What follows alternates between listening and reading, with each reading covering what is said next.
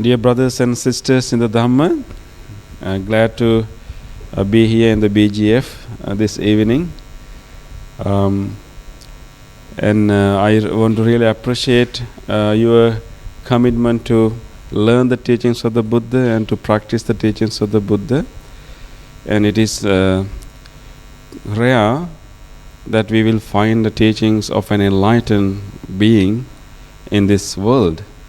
So we are fortunate living in a period where the teachings of the Buddha is available, and you have been born into conditions that you can listen and you can learn and you can practice the teachings of the Buddha. And there can be so many other people and beings who may not have that opportunity. So we really have to appreciate this moment and this possibility that we are all experiencing now. And even though some people may like to learn and they may have other issues that they may not have enough resources or facilities or time to come and learn the teachings of the Buddha. So right now you have your ears, you have your attention, your bodies are here, hopefully your mind will also be here. And then so we can listen to the teachings of the Buddha and then understand more deeper into our own life and the realities of this existence. And so, but today our topic is going to be a little practical, compassionate communication. And as human beings, we communicate all the time. We communicate all the time. We listen to others. We express our feelings. How we think about. And so communication has been a very important part of our life. And in fact, many of our the happiness and success in our life is based on our skills of communication, right? What is the skill of your communication? Based on how effectively you can communicate, your relationships, your family life, your business, your work life, everything will be determined by this ability to communicate. But today we are going to talk about compassionate communication, what we can learn from the Buddha, that we can communicate compassionately. Compassionate communication means actually communicating through the heart. Not simply letting our mouth to express anything that is coming out from it, and also not simply blindly or not simply listen to the words coming from other people's mind, but add our heart to that. Add our heart when we listen, and add our heart when we talk. And what we can learn from the Buddha to do that thing. Before I go to the teachings of the Buddha, I would like to share with you a little story that can help you to understand what we try to do in compassionate communication. And this is actually about a master who had a number of students under him. And one day this master went to have a bath in a river.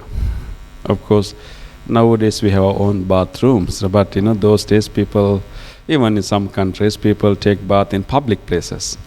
So this master, together with his students, went to take a bath in a river. So when they are coming close to the river, they saw a family in the bank of the river having some kind of argument. And they were having an argument, they were shouting to each other. And the master and the disciples were a little far away, but they still could hear what these family members are talking. So they were raising their voices and then scolding and having a kind of argument. And the master stopped for a while and turned to his disciples. They all was walking towards the river, and the master stopped and turned to the disciples and asked, "Why do you think that?" And I asked actually, "Do you hear that the conversation going on there? Do you hear that arguments going on there?" And the disciples said, "Yes, we could hear that." And then master asked, "Why do you think when people are angry, they talk loud?" That was the master's question. When people are angry among each other, they talk loud. They raise their voice. And then master asked, why? What do you think? Why people have to speak loud when they are having an argument?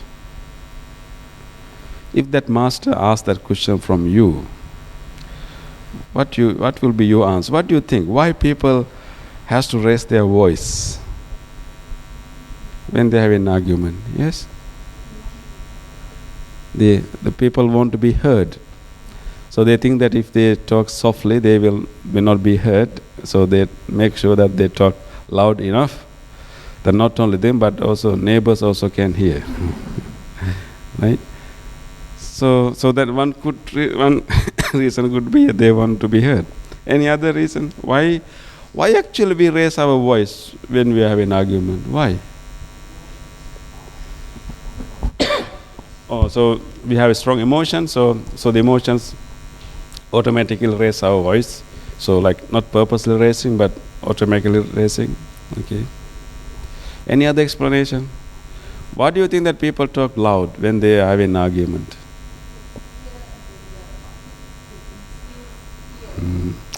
Yeah, show some authority, right? Yeah. So the students also give these kind of answers to the master, and because they're angry, then master told them, yes, I get that they're angry, they are frustrated, but they are living close to each other, they are like standing next to each other. Why can't they simply say, in a soft language? And why they have to speak that loud that even we can hear? Yes. And yeah. So then actually, after, of course, in those things, they want to establish authority, they want to be heard, this can be really practical, reasons. But master really wanted to give them a nice lesson. So master told them, reason people raise their voice when they have an argument, because the more they develop anger among each other, between each other, the more mistrust they develop between each other, and more you have those things, and more your hearts getting apart. So the more you have distrust on others, more you have anger on others, your heart is moving away from each other, away and away and away. So the reason that they talk loud is because they want to fill the gap. That was the master's explanation, because other heart is so far away. So you need to somehow reach that heart, right? So the more you're angry, the more you're mistrustful, your heart is, being distant and being apart each other. So in order to fill the gap, reach the heart which is further away, you really have to talk loud. So that was the master's explanation. The more we are, mistrustful and angry among each other, our hearts are getting away and away from each other, then we need it more. The distance depends on the distance. We have to speak louder and louder and louder. So next time when you raise your voice, remember that your hearts have been apart so far. That is why you are trying to fill the gap. And then master said that when people are close to each other, when they have trust among each other, when they have loving kindness to each other, they don't have to speak that loud, because that heart is close enough. So simple talking can be enough. But sometimes when you are really close, you won't even have to speak. Whispering is enough. Whispering is enough, because heart is so close, you can hear each other. So that was the lesson the master wanted to teach his group of his students. So that's a big reality, the truth there actually in that story. And we really have to be careful whenever we raise our voice, because if we keep that as an habit, and our hearts can be so apart, going apart and apart and apart, and one day maybe the other heart may not know how to return. Right? So we have to find a way to kind of, to bring these things together. So the way to bring this together would be the compassionate communication. Let us learn what we can learn from the Buddha to actually, make these hearts closer, so sometime whispering is enough. Hopefully. But of course, sometimes you need to speak firm. Yeah, but it's like not like shouting. So why do we need to pay attention to our speech? It's not only actually to make our relationships healthier and peaceful, because our speech is also a very important part of our spiritual path. In our path, in our practice to attain enlightenment, speech is a very important element in it. So in the Buddha's methodology, his training program for us to become enlightened, for us to become compassionate, for us to become less selfish, and that journey towards the enlightenment has a very important place. I mean, the right speech has a very important place in that. So in the Eightfold Path, the first item when it comes to behavior is right speech. Right? After we have right view and right understanding and right intention, and then is right speech. So our simple talking is not a simple and only an act of expressing our ideas. Actually, our talking, our speaking, our speech can be very much part of this our journey towards the enlightenment. Are we making are we using our speech in the service of enlightenment? That is a question we should ask from ourselves. Are we using our speech in the service of enlightenment? Are we using our speech in the service of our spiritual growth? So the reason that we need to pay attention to speech is that also, not only to have healthy relationship, but actually as a part of our spiritual practice. And importantly, we also need to remember our speech, our expressions of ideas, how we say anything to anyone, is not only actually expressing our feelings, but actually our speaking also shape our mind also. So our speech is not only a way to express what we already feel, but our speech also construct our feelings and our opinions and our mind also. So the way we speak can also influence the way our mind works, our patterns. And also we need to remember our speech is also one of the doors that we can create our karma, good or bad. We perform karma not only in our body, but also in our speech. So I think it takes some effort for people to do any karma in their body. Right? If you want to really give dana, you really have to take effort, and we have to do some exertion. You have to engage in your body. And if you want to harm someone with your body, you have to plan. You have to take effort. You have to put energy. You have to do that. So in order to do a karma with our body, we need some preparation, some effort, some hard work. But to do any karma with our speech does not require that much of effort. So we can easily do any karma with our speech. That is why we have to be very careful. We can do such a good karma with your speech if we can really make someone's mind so peaceful, calm, and happy with your speech. And if you have a habit, if you can really listen to someone and help someone to feel comfortable with your speech, and you perform a good karma very easily.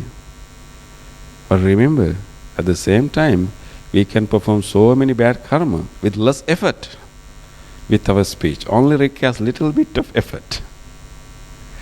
So it looks like we actually perform more karma in our speech more than in our body. Right? So therefore also we need to pay attention to our speech. Because very easily we can hurt others. Very easily we can, be untruthful. Very easily we can create disharmony among each other. Right? And so it can come to our, those karma can be performed very easily. So we need to pay attention to that also. And then karma is actually patterns of our mind that will determine the possibility of having similar kinds of behavior in future, and also similar kind of consequences in future. So there, those things will determine, those things will come back, determine our relationships and our behavior also. I remember, one story that one baker used to buy butter daily from a farmer, and so he continued to buy that butter for some years. But one day he decided to really weigh, this butter, whether the farmer is giving him the correct measure, correct amount of butter. And actually he found out he is giving less amount of butter. He's supposed to give him 1 pound, but he's giving less than a pound. He got really angry, had an argument with the farmer, and then finally he went to court. Because all these years he has been given less amount of butter for his price. And the judge asked the farmer, "Is it true that you have been giving less butter to this baker every day?" And the farmer said, "I'm not sure, Your Highness, and I am a very primitive farmer. I don't have a real scale with me. The only way that I really weigh my butter is actually use a pound loaf of bread that I usually buy from the same baker." When I buy a pound loaf of bread from the baker, I use the same loaf of bread and put that in the one side of the scale, and I put the butter on the other side. So all the years I have been given the same amount of bread that he has been giving me. That's the amount of the butter I have been giving him. So the judge resolved the problem.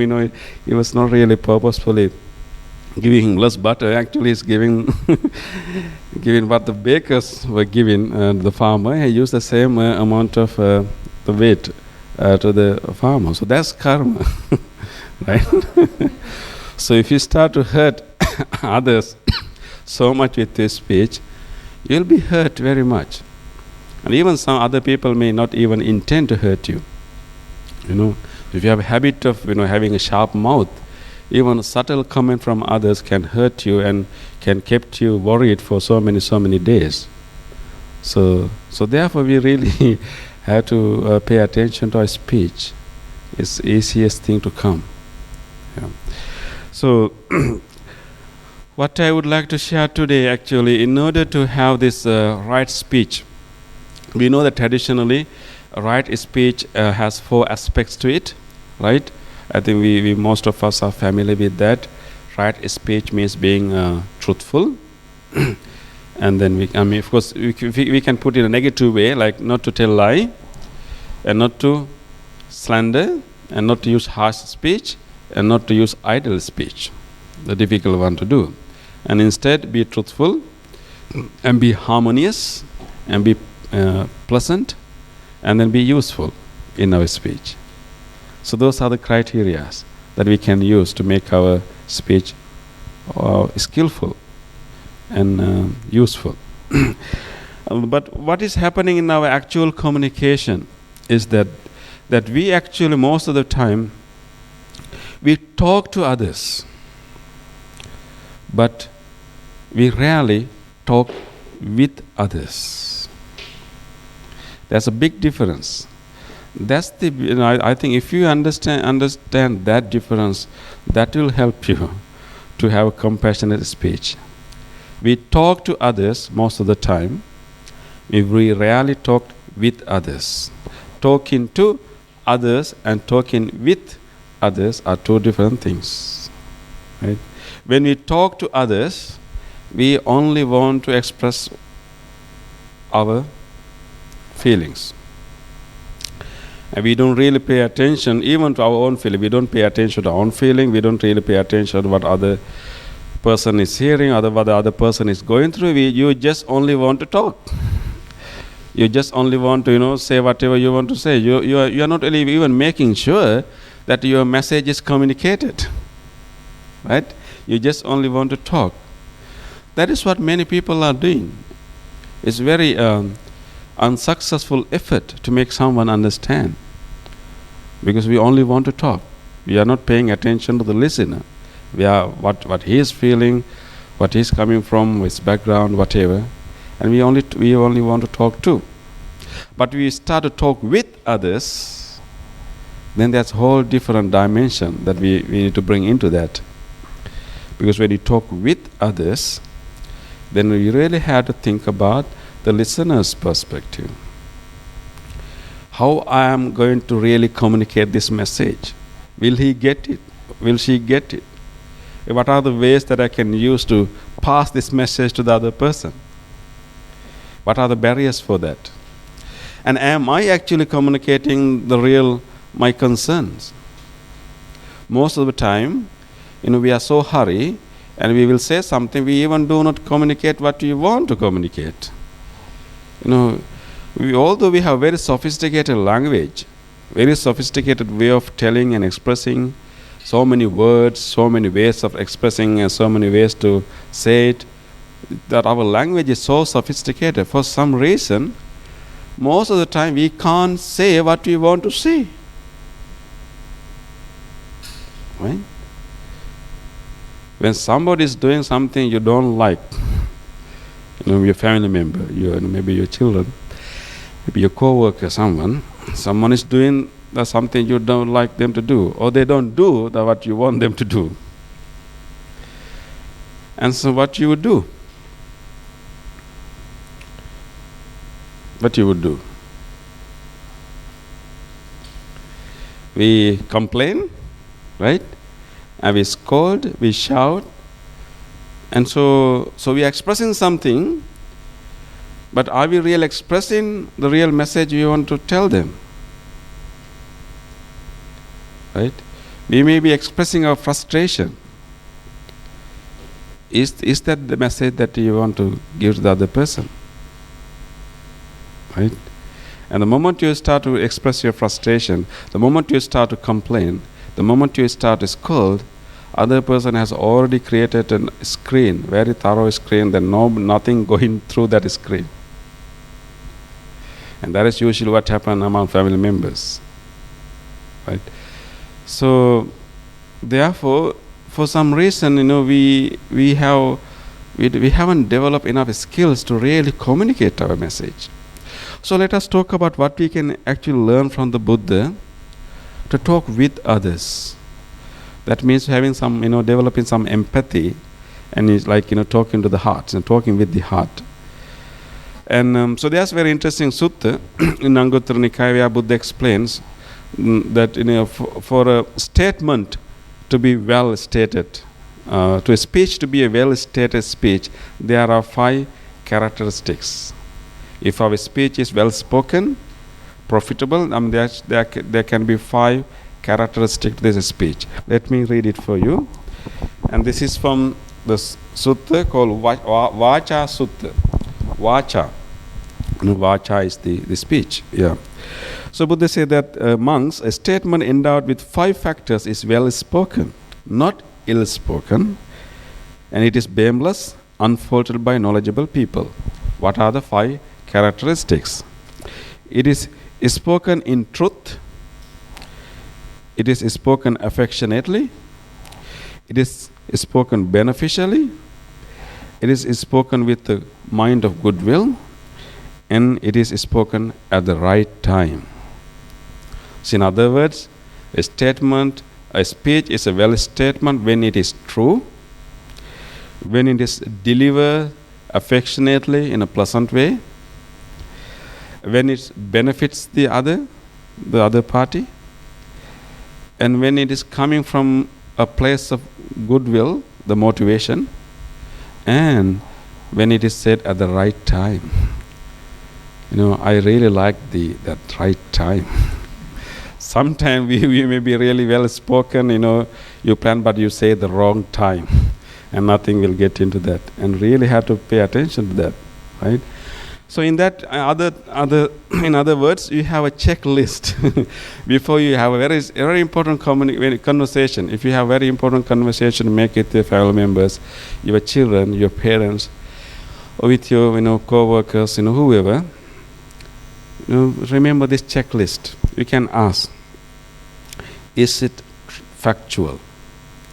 What I'm going to communicate, what I'm going to say, is it really true? Or is it really my only opinion? I haven't experienced it. Maybe am I really conveying a true fact, or simply an opinion or judgment, or something that I haven't any direct experience? So you have to ask that, is it really factual? And is it the best way to say this? One is the content, the other one is the conveyance, how you deliver it. Is this the best way to say it? And then this third checklist will be, is it beneficial? If I say that, will that benefit the person? And the fourth checklist is that, am I telling this to that person out of compassion? Is it coming from real place of concern, real place of goodwill, loving kindness? Or I do have a different agenda? You check your motivation. Is it coming from the place of goodwill? And then ask the important checklist, is this the right time to say this? So if we can really follow those teachings of the Buddha, most of our communication can be really compassionate and also can be fruitful. Because we really want to make our communication fruitful. Otherwise, what's the use of wasting our energy and time to talking to someone, or having a conversation if our conversation is not fruitful? So we have to make some little bit effort to make it fruitful. So if we follow these criteria, we can actually make that fruitful. Otherwise, we may start the conversation to achieve some goal, but at the end we will make things worse. And particularly if you don't really say. And what's really important is not only the message you convey, but also the how you say it. Right? And then Buddha said that actually in Dhammapada, in the Sutta Nipata, Buddha said that every person is born with an X in his mouth. Yes, Kutari Jayati Mukhe. This is from the Buddha. Every person is born with an X in his mouth. I don't know how to explain what is that X, right? And actually he used the term Kutari, and that's not a normal X. And that X has two edges that is bended to two sides. Have you seen the X? The X that has two edges are turning backward. When you have such an X, if you really hit something, and then it cuts when it goes in, and also when you take it out, it also cuts. So it cuts from both sides. Why Buddha used that? Because with that axe, when you hit someone, you hurt the other person, but at the same time you hurt yourself too. That's an axe that cuts in both sides. So, and then the Buddha said that a fool who uses abusive language cuts himself and others with that axe. So that's a big possibility that we ended up ruining our purpose when we start a conversation if you don't have that kind of awareness, to have that checklist. It's really important. So what we can learn from this, how we can talk with others, not simply talking to others, but how we can really talk with others. I think the key criteria, key important element in talking with others is listening. The key to have a compassionate communication is to have a very good habit of listening. Listening to two parties. Listening to oneself, and also listening to others deeply. What we mean by listening to oneself is actually before we say something, you really have to listen to yourself. You really have to check your own mind. Is this the one I really want to say? We have to be clear about yourself, what you really want to say. Sometimes we just say things, not really what we want to say. That's why, although language is sophisticated, we don't really say what we want to say. So we really have to listen to ourselves and then also listen to others. When you listen to yourself, you will detect your judgments, your own interpretations, your own opinions, and you really have to make sure that those things are not not in your way to communicate. If you don't listen to yourself, you will not be able to communicate well. So it's important to listen to ourselves. Particularly, we have so many stereotypes. We have so many assumptions of others. Particularly when we want to talk to others, we have so many assumptions. And then even when other people want to talk with others, we already kind of, with our previous experiences, we already have created a stereotype. That's an assumption. Oh, when he opens his mouth, I know what he's going to say. Right? So you already make the assumption, and you don't really hear. You don't really listen to the person, right? And you already made an assumption, and so what's going to happen? You will not hear the nuances. Maybe he's talking about the same issue this time, but because of our assumption, we don't really pay attention to every word that person is using. We already okay. Even before that person stop his speech, and you are already forming your reply. Then we will not listen to the nuances. This time maybe that person is telling the same issue, but this time a little different. But we may not hear it. So it's really important to listen to ourselves, paying attention to our own mind. And that is the key to have a really effective, compassionate communication. Then, of course, to listen to others. This also and listen to others requires a special skill. Just like we don't really communicate what we want to communicate, we just communicate our frustration and not the underneath our need or concern. And other people are also having the same problem. Many people want to express their concerns. Many people want to express their needs. But what they do, instead of expressing their concerns and needs, they express their frustrations. For if you are a skillful communicator, we should train our mind not to limit our listening to the words that is coming out from that person's mouth. But we have to pass through the words and then somehow listen to the heart of that person. That person may say that, I hate you, I don't want you to come here. That may be the words that are coming out from that person. But is that the real thing that person is expressing? We have to train our mind to pass through the words and really get the underneath need. Because we also do the same mistake. And we have a big concern, great concern with our family members. So we don't like our family member to go out in the night. Because we have really concern, we are afraid that he will get into trouble. But when he go out, when he come late at home, do we communicate our concern? The moment that person comes in, what we communicate? Yeah.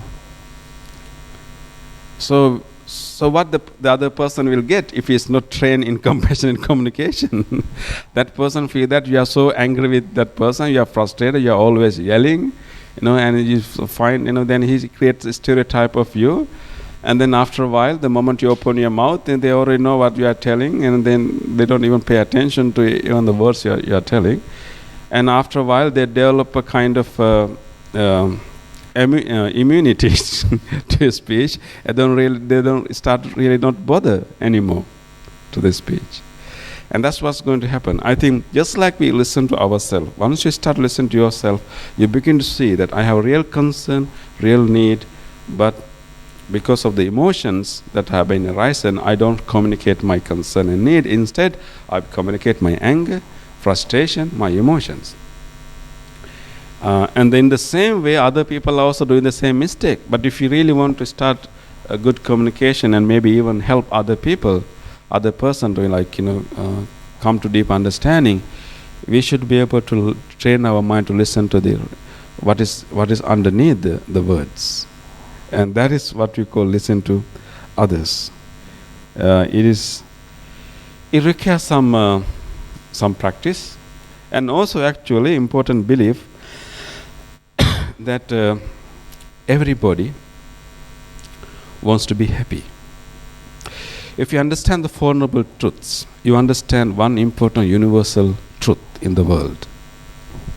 Everybody is vulnerable to experience suffering, but at the same time, everybody wants to be happy. But reality is that although everybody wants to be happy, they end up being experiencing suffering all the time. That is universal reality. That's the part of the Four Noble Truth. So in that sense, we need to understand, no matter what other people are saying, everybody wants to meet their needs. That's what people want. But the strategy the people use to achieve their needs can be sometimes unwise or unskillful or harsh.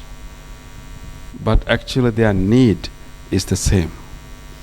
So if we develop that kind of empathy, no matter whatever words coming out from that person's mouth, ultimately there's a need that is being neglected.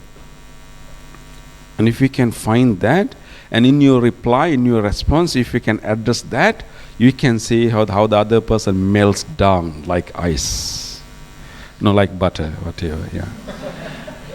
Yeah. And we had to find a way to touch that. And that is called compassionate communication. To really go through the words and really try to understand the real need that person is talking about. And actually, when we do not have such a compassionate listening to ourselves and listening to others, we become really ineffective communicators. There's a very interesting statement of the Buddha. Actually, there's a sutta called Araṇa vibhaṅ sutta, the analysis of conflict in the Middle Length Discourses. There Buddha has a very interesting statement. I would like to read it for you and just see whether this is familiar to you. Okay? This is directly from the Buddha.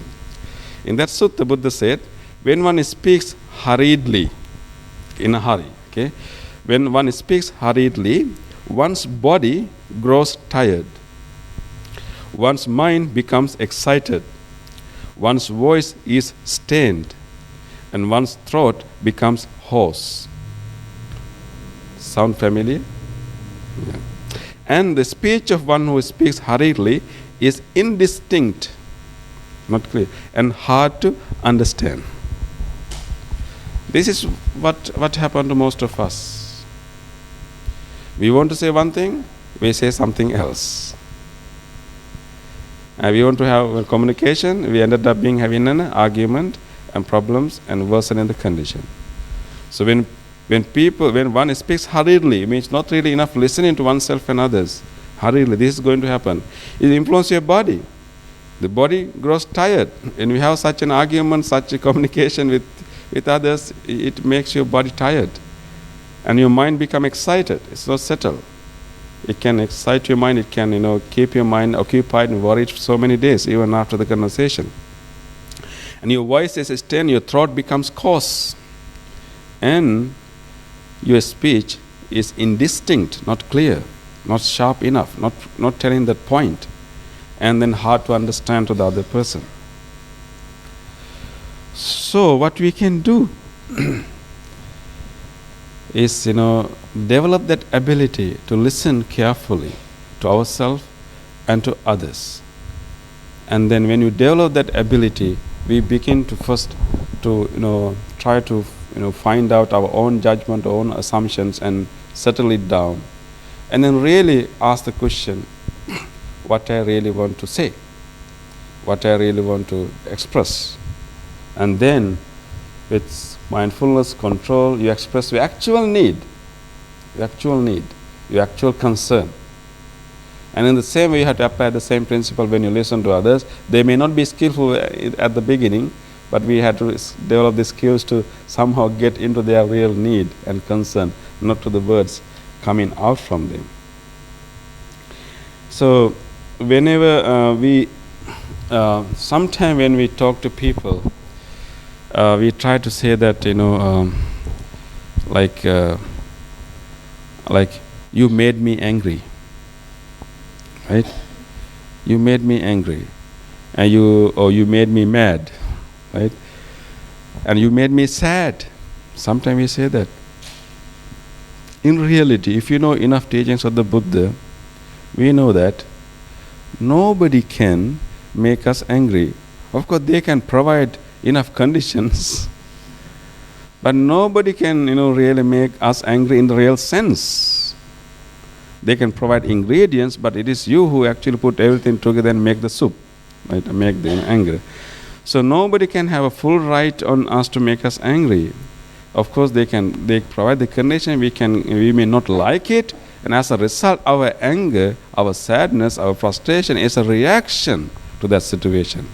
What the other people are creating is not our anger, not our frustration, not our sadness. What other people are creating is a condition that we may not like. And it is our reaction that is the anger or frustration or sadness. So instead of telling the other person that you made me sad, you tell them what they actually made. You behave in the way that I cannot agree. So therefore I experience anger or frustration, sadness. Then it is truthful. And whenever you say that you made me angry, and you actually make the other person guilty and then be defensive, and there's no way of communicating. But if you say that, you behave in this particular way, and that particular way made me feel angry, or I feel angry because of this and that. You don't throw the blame. Yeah, you don't throw the blame to the other party. You're making you angry. That is you assume the responsibility. This is my reaction. But this is what you did to have this reaction. Then the other person has some empathy. Otherwise, we are really blaming others for our emotions, right? There's an interesting practice developed by a well-known doctor, actually, called Marshall Rosenberg, right? Marshall Rosenberg, called non-violent communication. And non-violent communication, if you read that, actually you can find so many principles that is really in line with the Buddhist practice of right speech, non-violent communication. I mean, his point is that actually in our verbal communication, we actually most of the time we behave violently not in a expressive sense, in a sense of really physical violence, but actually putting a forceful or causing putting some burden on others. So Marshall Rosenberg has this idea that actually no matter what people say, how people say, and according to him, he said that people are only saying two things. No matter how they express, they are telling two things. According to him, it is please and thank you. And this is his point. No matter people are scolding, complaining, shouting, whatever, they are actually telling two things. Either they are telling please, means that actually they are telling you that my needs are not being fulfilled, and I am hurt, and please help me. But of course they will not say like that, but they will express in different ways. But an actual request that they are making is please. They may be very aggressive and violent. And others maybe thank you when they are speaking well to you. That is his point. Of course, we can agree or not agree. But the point here actually, if we develop that ability of listening to oneself and others, that is the key, and it's really important to develop that ability. Then we can slowly start developing communicating compassionately with others. Particularly learning not to express our emotions so much, not to actually complain or demand. But the moment we start complaining and demanding and blaming, we are actually expressing our reactions to the situation, not really our concerns and needs. And that is not helpful for the other person to understand what we really need. So if we can listen to that and take a moment, take a breath, and then edit your verbs, choice of your words, and then that can be helpful. So the mindful speaking is requiring actually first to observe your urge to talk. Even before you talk, you may have urge to talk. You observe that urge and try to understand why I have this urge to talk. Am I feeling that I am not heard? I'm feeling that I am being misunderstood. And first examine that urge. And then mindfully choose your words. Select your words. And then at the same time also we can also mindfully decide the tone. Not only the word but also tone of our speech. Because our tone can say so many things. I can ask someone to come here. Right? I can also ask someone to come here. Right? There are so many ways I can say come here. The tone carries so many meanings. So we can purposely decide the tone and also pace. Because sometimes we speak so fast and other person has no way to grasp all the information we are conveying. So the pace. So the mindful speech involves those things. Being mindful of the urge, the word choices, and then the tone and the pace. And all coming from first listening to ourselves first, and then listening to others deeply.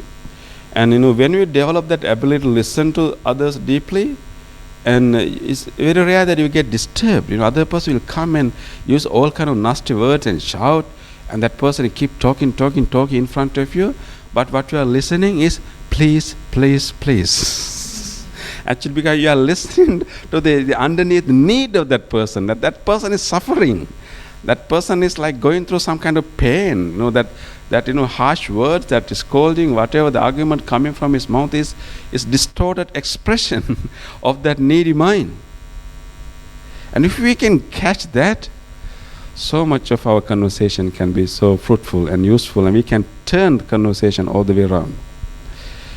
I remember one time in our Buddhist center we have two other resident monks, and one day one monk want to make a call, and for some reason accidentally he has dialed one number wrongly, so it was a wrong number he dialed. So the call went to someone else. So I was next to him, so I was and then later I realized that actually he dialed the wrong number. So then so somebody answered from the other side and he say hello, good morning, and then he asked for the person he called, and then from the other side, I didn't really hear the exact words that are coming from the other side because I was not holding the phone, but I could hear the tone and the kind of the energy going there. Looks like he's getting so much scolding and blames from the other side. Later actually I asked from the monk, actually somehow that number was the wrong number, and of some old lady has picked up that phone. She was disturbed. She was thoroughly disturbed with the wrong call. I don't know, maybe she's having a nap or whatever. I don't know. So she was really scolding this monk. This doesn't know who is calling, and never call me this number. And if I call you ever, I'm going to call the police, and all kind of scolding. So I later learned those words from that monk later, but I could hear that tone, those things coming. So the monk was actually holding the phone in the ear and listening to everything that lady has to say, and she was listening and listening, and after a while, everything was silent. And then what I really heard from the other resident monk, he said, "I'm sorry, madam, may you be well and happy." And he put down the phone. Then I asked from that monk, I heard this, strong voice coming from other side. What did that lady told you? And then he told me that he was telling that she will call police and, never call me again, and, all kind of, scolding. And I asked, then how do you manage to put down the phone by saying, may you be well and happy? And then the monk told me that because she was in pain. She was in pain, so I really want her to be well and happy. So the monk was listening, hearing all these bad, bad harsh words. But actually what he listened to is not to those words actually. He was able to listen to the pain of that old lady. Who knows, what kind of disturbance we did for her, unfortunately. So he was able to sense the pain of that lady. So he didn't care those, harsh words. And he put down the phone saying, be well and happy. I think that is what you call deeply listening to others. So in that way we can actually start real effective communication. And then and that is what we can call compassionate communication. So it is about talking with others, not necessarily talking to others. In order to talk with others, what is important key element is listening. Listening to two parties. Listening to oneself and making sure what you really want to say. Your mind is very clouded. Your mind can be confused, and make sure what you really want to say to the other party and be clear before you say it. And then be aware of all the judgments and assumptions that you are carrying. And then you can deeply listen to others. And that is the key for compassionate communication. I really hope that may you be able to listen very carefully and talk to each other, and then bring your hearts closer and closer and closer, and then you don't have to talk loud. You can whisper. You can communicate very easily. And remember, this is not simple talking. This is a spiritual practice. Right speech is a very important part of our spiritual path. The more you change your speech, you are also shaping your mind also. And this is really a part and parcel of our spiritual practice. So I really hope that you can use your speech in the service of your journey towards enlightenment. Thank you. So we can have some time for questions.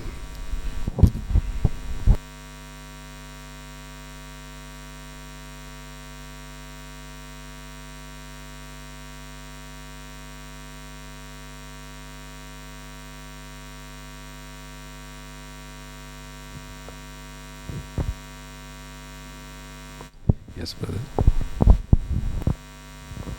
Bhante, thank you for the very enlightening speech, talk. This one is regarding speech, not so much about compassionate speech, but just want to ask Bhante's opinion.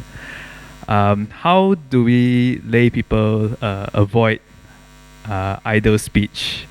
Because I was doing a lot of reflecting on this component, and I realized that apart from speaking about the Dhamma or helping people in need, all the other speech is idle speech. So how do we address that? Because as lay people, I think it's very hard to avoid that. Yeah. I think your criteria for idle speech can be really strict in that sense, right? Of course, because speech is also the way that we enhance our relationships. So we may need to ask about each other's, how each others are doing. So I don't think that exchanging that kind of information is idle speech. I think idle speech is really kind of gossiping. We're really talking about, things that is nothing to do with us. So if you meet somebody, it's like learning about that person more, and in talking about his history, his relatives, his sickness, whatever, and that we need to maintain. So I think talking about that is not relevant to both of us, but someone else, right? And that can be idle speech. Yeah. Okay. So I really would like someone to be a volunteer. Volunteer means that if you really like to share the recent conversation, maybe difficult conversation you had with someone in your life, and if we are willing to share, we are not going to judge you. Everybody is having their own difficult time. If anyone is willing to share their difficult conversation or argument or whatever they have recently, and if you like to share, maybe we can use that as a example and try to find out a way that how we can make that conversation better, similar conversation better. Yeah. Anyone is brave enough? Yes, sister. Yeah. Okay. Yeah. Thank you, sister. Bhante, good evening. This is the conversation I have with my kids. Okay. I have this problem whereby my boy talks back. Boy? My son, he talks back to me. So talks back. yeah, to you. talks back to me, and then the words are very harsh. It's like, you stupid mother, I wish you die. You're useless. Those are really, and then the 4-letter words and everything. So, what do I do? Yeah. Do I reprimand? Because you say I have to understand his suffering, but at the same time, I need to correct his speech. Yeah. So I've been facing this problem for many years. Hopefully Bhante can help. Thank you, sister, sharing sharing your story. And actually, each and every one of us, has similar problems, and particularly as parents, in this particular age, because at this age our children become adults very soon, sooner than it took for us to become adults, right? And they have so many access to so many things in their life, so they can be influenced by so many things. Those days we learn our language from our grandparents, our family, extended family, right? And our siblings. But now they can learn the language from many other sources. So this is not only a problem to you, actually, problem that many parents are going through, but some parents may experience it more than others. Yeah. But I think again, the coming back to that point of listening, because when you even when you say that the son talked back to you, and that is your judgment, that the son talks to you, right?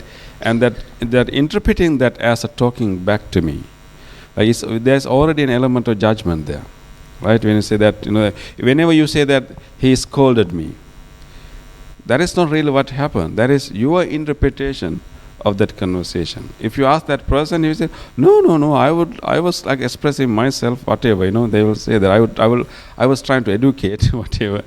And so when you say that he complained me, he scolded me, and that is our interpretation of the conversation. So even to say that he talked back, there's an element of judgment there. The judgment that we make there. And of course children speaks. Children speak, they express. Of course they converse. But of course actually what really happened was they converse. And then of course converse can be skillful and unskillful. Right?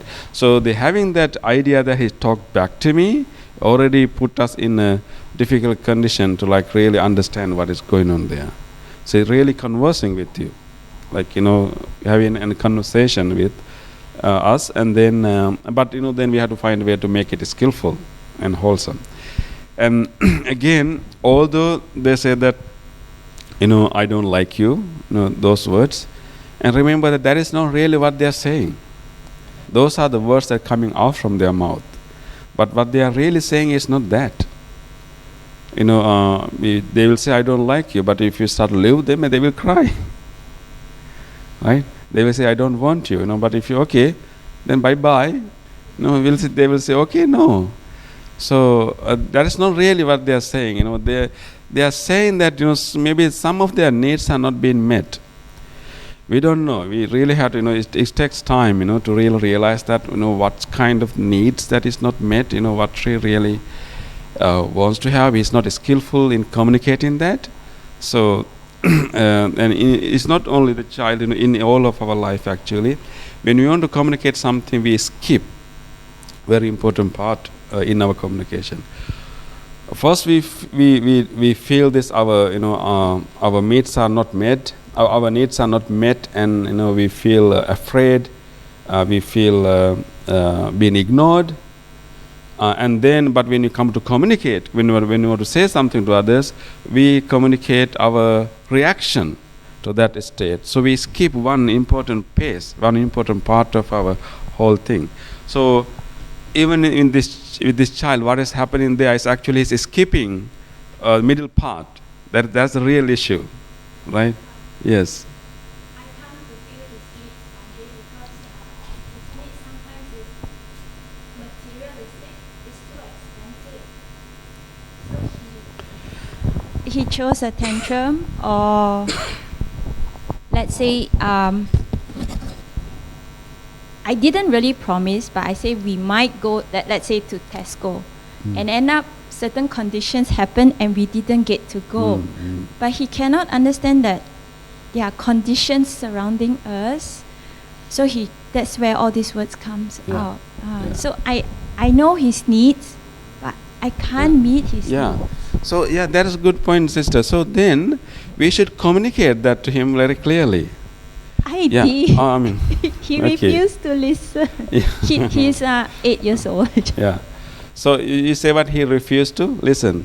Yeah. Yeah. So again, when you say he refused to listen, that's a general statement, right?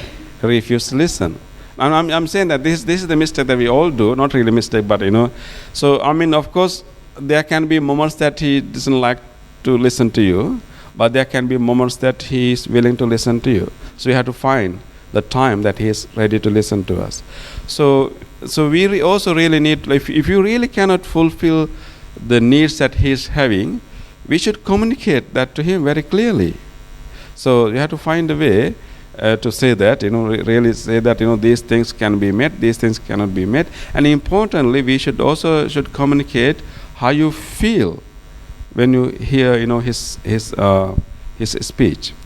And whenever you get the time, we have to let him understand, when you say these words, okay, you don't say that you make me upset, you make me frustrated. Then you are putting the responsibility on the other party. Is not ready to take the responsibility. There will be a reaction, there will be a defensive.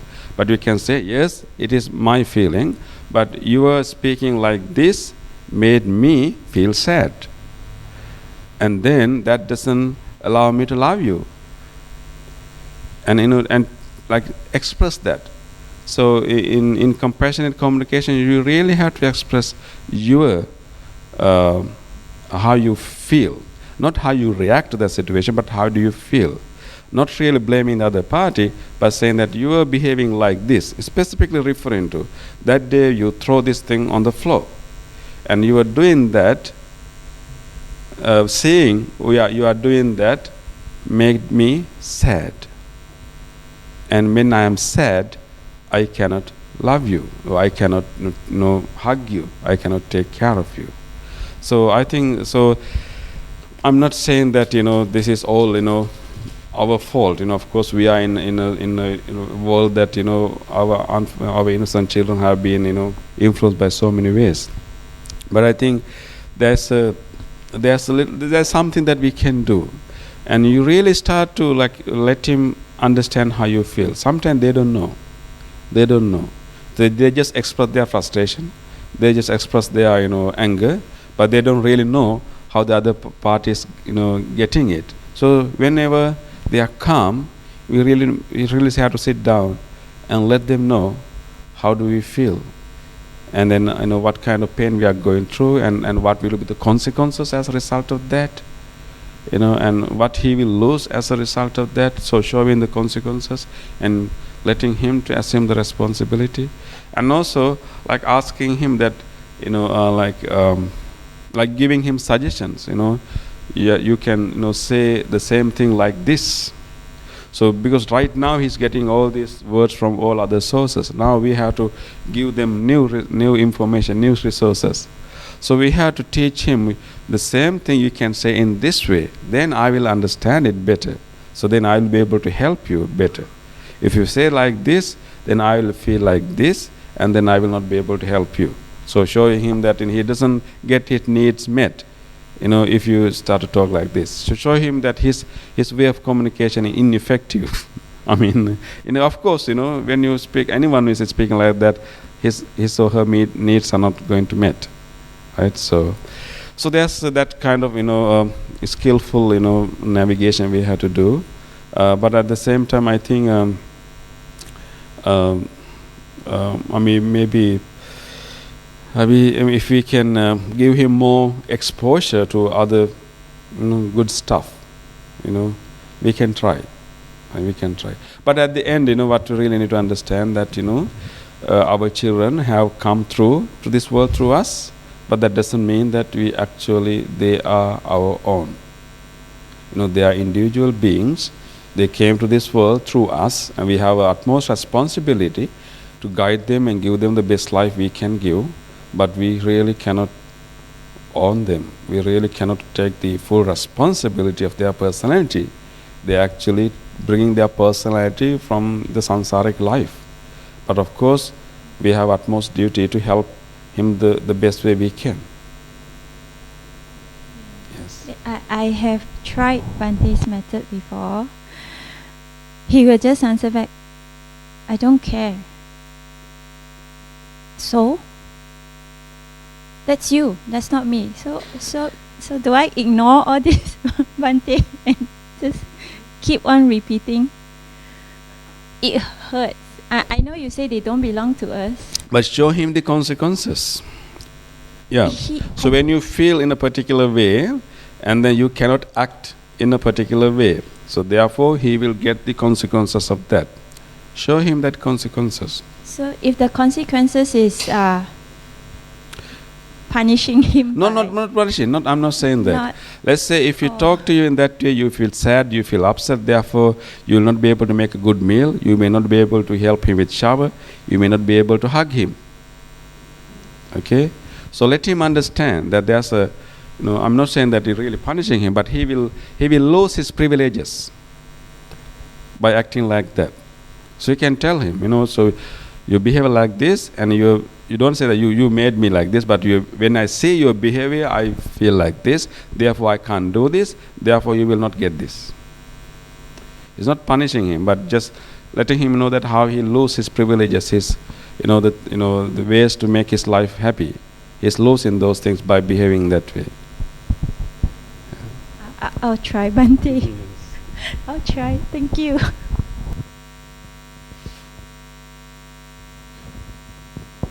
You also better pay attention where he is getting those words.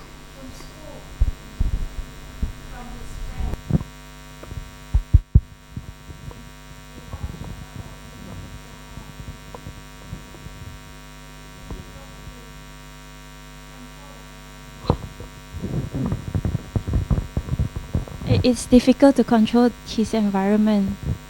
And when you say that they don't belong to us and we are not responsible for their personality. We are responsible, but we are not fully responsible.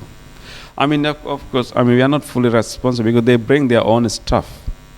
But we have a responsibility to shape them. If we fail, Bhante, how? Yeah. You may not. What you mean by fail? Yeah, if you do the best you can do, and that's your goal. How do I know what is my best? Yeah, that's why you are trying different ways. That's the doubt. He does. Yes. He was here at BGF, yeah. But he went over the teacher's head, so I shifted him. Yeah, I shifted. Now he's with under a nun, so Yeah. who is more strict. He hates Sunday schools. So how, Bhante? Do I pull him out, or if I do force him to go to Sunday school where he doesn't like, because he wants to come back here at BGF, because it's more fun and he can do whatever he wants. So, but if I, but if I still keep him under the nun's guidance, will he lose? How you say? Lose faith in this path. It depends, It depends, I think for children, they need to, we need to communicate Dhamma to them with their own language, not in a very strict sense, actually. What do you mean? Children being children, they like to play, they like to have fun, and then, giving the teachings to them in that line. Because he's still small. Even Buddha taught Venerable Rahul using the water bowl.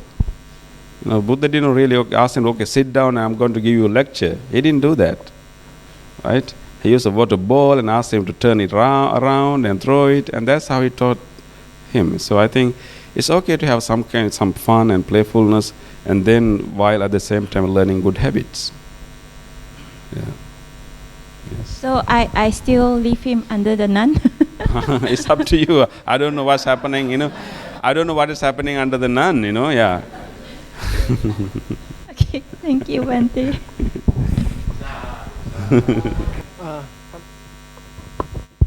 Bhante, thank you for a very good sharing. I just want to ask, actually, for not really share experience, but more like just want to understand how we can go about things.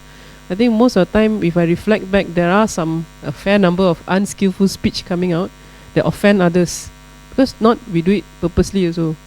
It always happens, especially when I'm extremely exhausted after a day's work, or I'm just tired, then I lapse already, mindfulness lapse, the words slip, and frustrations, I will react.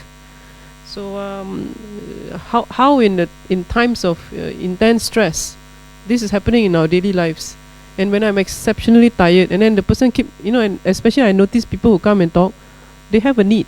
Actually, they have a need. They want someone to listen to them. But the truth is, I want to switch off. I cannot really, it's like I'm here.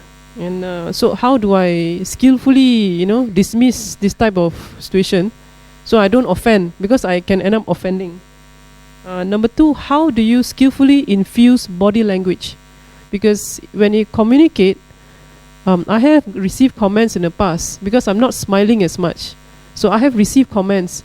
They said, you always look not so good when you speak, So although I think I speak in a nice tone, but maybe my face is not smiling, or for whatever reason, because most of the time is when I'm exhausted, I'm tired after a full long day.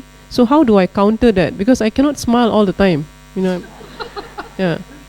Yeah. So how do you infuse the right body language all the time, and especially in a very stressful time or when you're tired? And then finally, third question.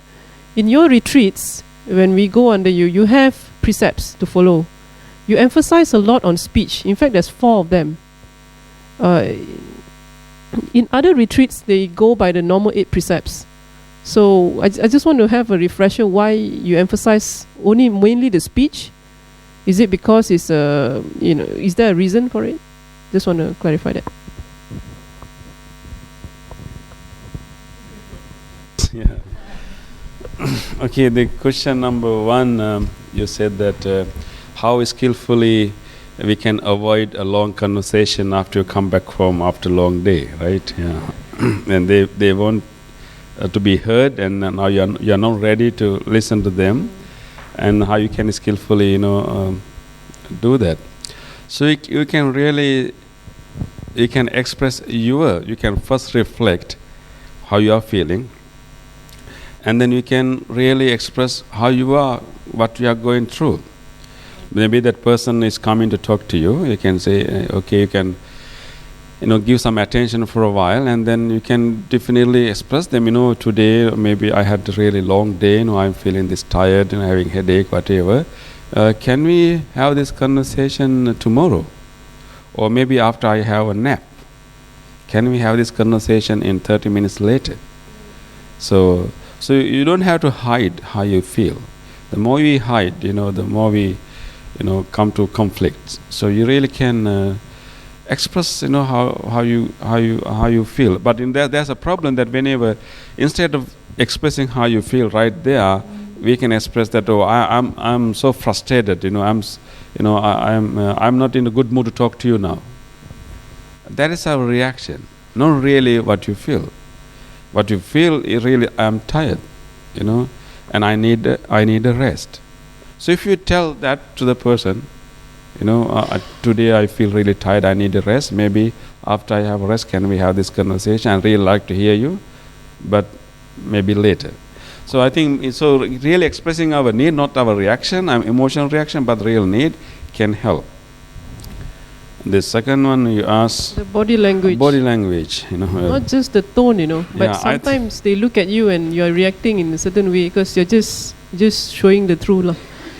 You're not hiding, it's just the way you are. One thing about the body language is like this: there's interconnection between the body and the mind, and mind influence the way we keep our body, and also body also influence the status of our mind. By looking at the people right now, how they sit, I can tell them how they feel, right, inside their mind, right? If they are lazy, lethargic, bored, there are particular body postures. And at the same time, remember, if you change your posture, that also influences your mind. That is the whole philosophy used in Zen meditation. They really pay attention to the posture, because when you assume that posture, and it influences your mind also. When you have a warrior pose in yoga, although you don't really feel strong and forceful in the beginning, when you create your body like that, then you feel confident, in that sense. So I would say that fake it, not really fake it, but don't wait until you feel like doing it and you start doing it. And then eventually you'll feel it. Not really faking actually, but initiating with the body. Initiating with the body, yeah. I think the brother is doing in the laughter yoga. Laughter yoga, fake it till you make it. Yes, you don't really, in the beginning you don't really feel like laughing, right? Yeah. But when you start to do it and you eventually laugh. Everybody laughs. Yeah. Contagious. Yes, yeah. Happy mood is contagious. Yes. Not only smiling, even of course we can express so many things with our eyes, our hands and mouth, everything. And there's one question, the speech, particularly in the retreat settings, we need to really pay attention to our own mind, and that is why we are in a retreat. So we want to pay attention to ourselves more than to others. And the moment we start to speak, you stop listening. I can't speak and listen at the same time, right? So the more we speak, the less we listen. And at the same time, actually, the more we speak, less we breathe. Because you can't breathe when you speak. So if you are a talker, remember you will breathe less in your life. That's not healthy. So I'm not asking you to be a silent person, but remember that. So the reason that we like people to pay more attention to the speech and maintain noble silence as much as they can, of course speak whenever necessary, is to bring that whole attention to the mind. The more we talk, the more we agitate our mind. So we can say that actually 1 minute in lips can be 1 hour in mind. Because once because that agitate the mind, and it requires so much longer time than to subside it. So that's why the noble silence is encouraged in a retreat setting. Bhante, actually the reason why I asked the third question is recently I attended another Dhamma Talk. The Bhante said that for a sotapan, one of the characteristics is that 3 bodily actions and 4 speech. The 4 speech that needs to be fulfilled is the no malicious speech. Basically, whatever you mentioned here. So that is the perfect sila for a sotapan. Is this correct? For a characteristic of a sotapan is actually unwavering confidence in the Buddha's enlightenment, because he has already kind of have a glimpse of it. So he's quite certain that Buddha was enlightened. and unwavering confidence in the Dhamma and the Sangha, the other practitioners, and then unbroken Sila. Yes.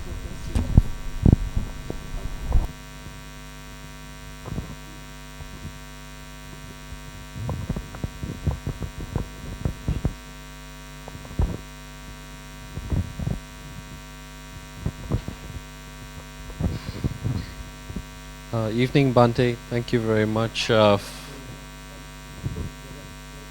Thank you very much for this evening. I learnt quite a bit. Just to share an experience, in the previous year, I was under a Japanese supervisor, and I find his communication style extremely intuitive and extremely well-timed. In the evenings, near the late afternoon, 4 or 5 p.m., even 6 p.m., he would be exhausted. So he would entertain my complaints. He would entertain my tantrums on certain behaviors and work problems. And he'll just, the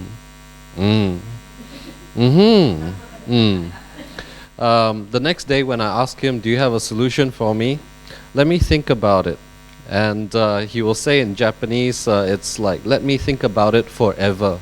So it's like, you know, so I know he didn't hear my question that evening, so I will repeat it again the next morning. And he's in a better frame of mind to answer my question. So I sort of had to read him, and that helps him manage me at that point in time. So that was something that I learned. And recently, there was a female colleague that I didn't know had some difficulties in her life. She would always come across extremely strong, and to the point where she's arguing with me regarding the simplest thing. Let's say there was a meeting appointment. She would I set up a meeting appointment. She didn't get the invite, so she would be hammering me with why you never forward me the meeting appointment, things like that. So I adopted my Japanese seniors style, and I topped it off. I did something like a meditative pose because I'm sitting at my seat, just like this. I wait, and I like how you mentioned earlier, where when people are talking, they can't breathe. So she's running out of steam, and I'm just, So, yeah. You want me to send it to you now, the meeting appointment? Then she'll be like, yes. That's it. So this is how I just share some of my experience. Thank you, brother. So that's really the way to listen to others, and also I think you are also being like listening to yourself. And we can enhance that practice, because sometimes when that person come and told you, why didn't you tell me email, all kind of things, you can be defensive and find all kind of wrong reasons to justify you, right? So you don't have to make that effort when you are really paying attention to your mind, like your own mind. You don't have to, if that thing has happened, you admit that. If that's not an issue, you admit that. If something, you have done some mistake, you admit that. But you don't really, you feel this urge to defend yourself, and you realize that is not skillful, and you let it drop, and then you can maintain the communication and the relationship in a different way. So, good.